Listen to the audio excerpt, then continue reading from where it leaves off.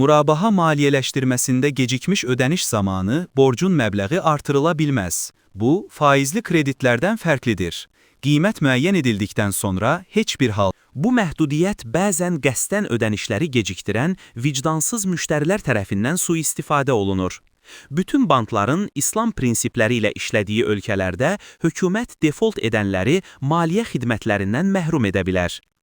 Lakin İslam banklarının faizə əsaslanan institutlardan ayrı fəaliyyət göstərdiyi ölkələrdə belə bir sistem effektiv deyil. Çünki müştəri İslam bankından maliyyə ala bilmədikdə adi banklara müraciət edir. Bu problemi həll etmək üçün bəzi müasir İslam alimləri təklif ediblər ki, borcunu bilərəkdən ödəməyən müştərilər İslam bankına dəyən zərərləri ödəməlidirlər. Bu kompensasiyanın məbləği bankın əmanətçilərə verdiyi gəlir dərəcəsinə bərabər olmalıdır. Bu kompensasiya üçün şərtlər var.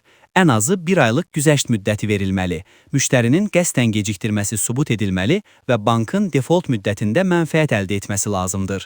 Yoxsulluq səbəbi ilə gecikdirənlər isə Quranın 2.280 ayəsinə görə möhlət verilməlidir. Lakin əksər müasir İslam alimləri bu təklifi qəbul etməyib.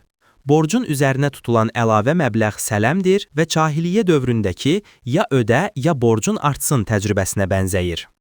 Güzəşt müddəti qoysa da, müştərinin müflisliyini sübut etmək praktiki çətindir. Bu da onu faizli kreditlərdən fərqləndirmir. Həzrət Peyğəmbərin S.A.S. gecikdirən varlı şəxsi məzəmmət etməsi dəlil kimi gətirilsə də, pul cərimələri məhkəmələr tərəfindən dövlətə tətbiq edilməlidir, fərdi şəxslərə deyil. Üstəlik, bu təklif pulun fürsət dəyəri konsepsiyasına əsaslanır ki, bu da şəriətə ziddir. Beynəlxalq İslam Fiqhi Akademiyası da daxil olmaqla alimlər bu təzminatı rədd edib. Bu təklif default problemini həll etmir, əksinə borcluları gecikdirməyə təşviq edə bilər, çünki ödəniləcək kompensasiya murabaha üzrə əvvəlki dərəcədən daha aşağı ola bilər. Alternativ olaraq, müştəri murabaha müqaviləsi bağlayarkən ödəniş gecikdikdə bankın xeyriyyə fonuna müəyyən məbləğ ödəməyi öhdəsinə götürməsi təklif olunur.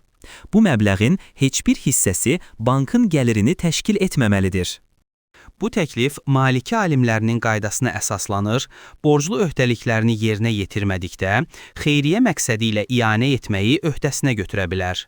Bu, bankın gəlirlərini artırmaq və ya fürsət xərclərini kompensasiya etmək üçün deyil, sırf borcluya təzyiq vasitəsi olaraq nəzərdə tutulur.